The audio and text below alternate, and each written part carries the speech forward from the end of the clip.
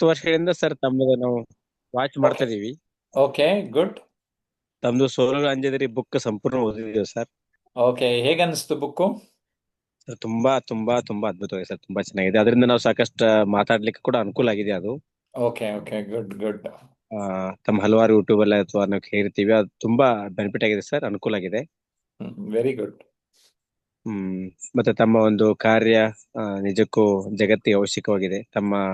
ತಾವೊಂದು government ನೌಕರಿ ಬಿಟ್ಟರೆ ಅಂದ್ರೆ ನಿಜಕ್ಕೂ ಸ್ವತಂತ್ರತೆಯನ್ನು ತಾವು ಮೆಚ್ಚಿಕೊಂಡಿದ್ದೀರಿ, ಅದು ನಮಗೆ ತುಂಬಾ ಸ್ಫೂರ್ತಿ. Okay good good, thank you thank you. ಮತ್ತೆ ಧೈರ್ಯ ಹೇಳ್ಕೊಡ್ತೀರಿ.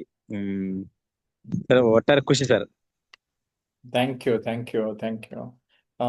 ಬೇರೆಯವರು ಯಾರಾದ್ರು ಮಾತಾಡ್ತೀರಾ? ಇಲ್ಲಿ ನಮ್ಮ ಪಾರ್ಟಿಸಿಪೆಂಟ್ ಹರಿಪ್ರಸಾದ್ ಇವತ್ತಿನ ಕಾರ್ಯಕ್ರಮದ ಬಗ್ಗೆ ಒಂದೆರಡು ಮಾತು, ಮತ್ತೆ ಬೇರೆಯವರು ಮಾತಾಡೋದಾದ್ರೆ ದಯಮಾಡಿ ಮಾತಾಡಿ.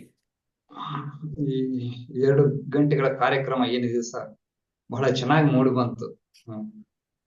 ಏನು ಬರುವ ಭಾನುವಾರ ಅಸರ್ಟಿವ್ ಕಮ್ಯುನಿಕೇಶನ್ ಬಗ್ಗೆ ಮಾತಾಡ್ತೀರಾ ಅಂತ ಹೇಳಿ, ಇವತ್ತು ಸಹ ಅನೇಕ ಅಂಶಗಳು ಆ ಅಸರ್ಟಿವ್ ಕಮ್ಯುನಿಕೇಶನ್ ಬಗ್ಗೆ, ಅಸಮಕ ಹೇಗಿರ್ಬೇಕು ಅದಂತಕ್ಕಂತ ಅಂಶಗಳನ್ನ ಬಹಳ ಹೇಳಿದ್ರಿ.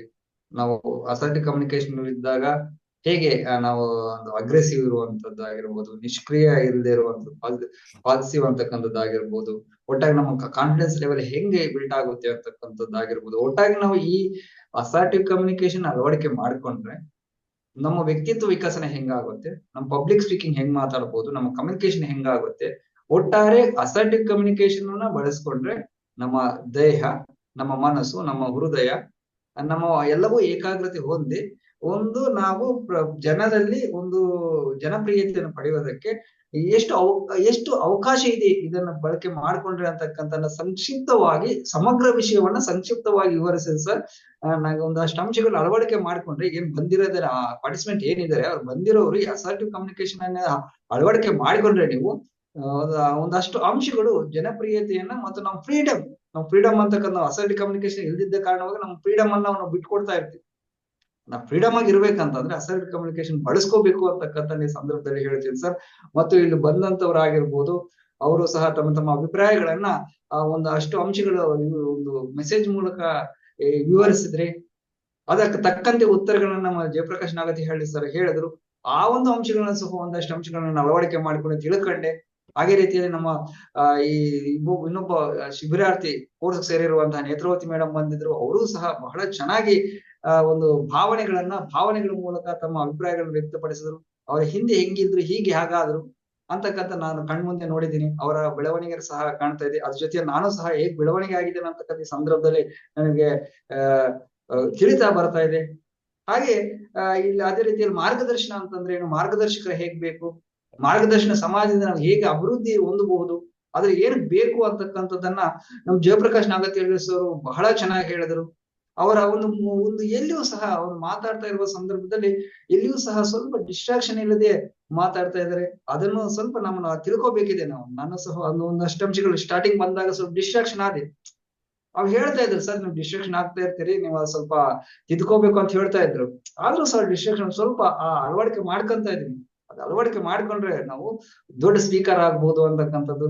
ಈಗ ವ್ಯಕ್ತಿತ್ವ ವಿಕಸನ, ಕಮ್ಯುನಿಕೇಶನ್, ಭಾಷಣ ಕೌಶಲ ಮತ್ತು ಒಂದು ಮನುಷ್ಯ ಪರಿಪೂರ್ಣ ವ್ಯಕ್ತಿತ್ವ ಆಗ್ಬೇಕಾದ್ರೆ ಅವರ ಪುಸ್ತಕಗಳು, ಅವರ ವಿಡಿಯೋಗಳು, ಅವರ ನಡವಳಿಕೆಯನ್ನು ನೋಡಿ ಕಲಿಯುವಂಥದ್ದು, ಅವರ ಆಫ್ಲೈನ್ ಕ್ಲಾಸ್ಗಳು, ಆನ್ಲೈನ್ ಕ್ಲಾಸ್ಗಳು, ಅವ್ರ ಗೆಸ್ಟ್ ಕರ್ಕೊಂಡ್ ಬಂದಂತ ಸಂದರ್ಭದಲ್ಲಿ ಅವ್ರು ಹೇಗೆ ಈ ರೀತಿಯಲ್ಲಿ ನಮ್ಮನ್ನ ಅವ್ರ ಹತ್ರ ಮಾತಾಡಿಸ್ತಾ ನಮ್ಮನ್ನ ಅವರು ಹೇಗೆ ಅಚೀವ್ ಆಗಿದ್ರೆ ನಾವು ಸಹ ಅಚೀವ್ ಆಗ್ಬೋದು ಅಂತಕ್ಕಂಥ ಆತ್ಮಸ್ಥೈರ್ಯ, ಆತ್ಮವಿಶ್ವಾಸ, ನಮ್ಮಲ್ಲಿರುವಂತಹ ಶಕ್ತಿ ಸಾಮರ್ಥ್ಯನ ಹೊರತರುವಂತದ್ದು ಹೇಳ್ತಾರೆ. ಇನ್ವಾಲ್ವ್ ಟು ಇವಾಲ್ವ್ ಅಂತ ಹೇಳ್ತಾರಲ್ಲ, ಹಂಗೆ ನಾವು ಕೆಲವಷ್ಟು ಅಂಶಗಳಲ್ಲಿ ಇನ್ವಾಲ್ವ್ ಆಗಿದೀವಿ ಅಂತಂದ್ರೆ ಒಂದು ಹರಡುವಂಥದ್ದು, ಆ ಹರಳಿರುವಂತಹ ಪರಿಮಳ, ಗಂಧ ಪರಿಮಳ, ಹೂವಿನ ಪರಿಮಳ ಯಾವ ರೀತಿ ಹರಡುತ್ತೋ ಆ ಪರಿಮಳ ಎಲ್ಲ ರೀತಿ ಪ್ರಸರಿಸುತ್ತೋ ಹಾಗೆ ನಾವು ಸಹ ಪಸರಿಸ್ತೀವಿ, ಎಲ್ಲರಿಗೂ ಸಹ ಅನುಕೂಲ ಆಗುತ್ತೆ ಅಂತಕ್ಕಂಥದ್ದನ್ನ ಬಹಳ ಚೆನ್ನಾಗಿ, ಬಹಳ ಎಲ್ಲರಿಗೂ ಅರ್ಥವಾಗುವಂತೆ ಚೆನ್ನಾಗಿ ಹೇಳಿದ್ರು ಜಯಪ್ರಕಾಶ್ ನಾಗತಿ ಹೇಳಿ ಸರ್ ಅವರಿಗೆ. ಈ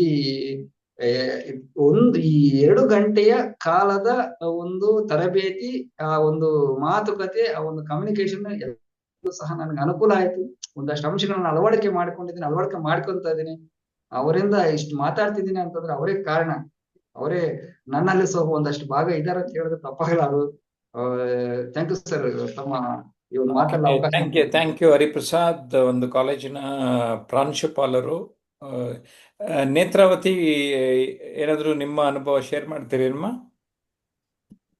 ಸರ್, ನನಗೆ ಇದ್ರದಿಂದ ಏನಾಗ್ಯದ ಅಂತ ನಾನು ವೈಯಕ್ತಿಕ ಹೇಳ್ತೀನಿ ಸರ್. ನಾನು ಹಂತ ಹಂತವಾಗಿ ಅಂದ್ರೆ ನಾನು ಮೊದಲು ಏನು ಒಂದು ಫ್ಯಾಮಿಲಿ ಗೃಹಿಣಿ, ಅಂದ್ರ ಹೋಮ್ ಮೇಕರ್ ಅಂತೇಳಿ ಆ ತರ ಇದ್ದೆ ನಾನು.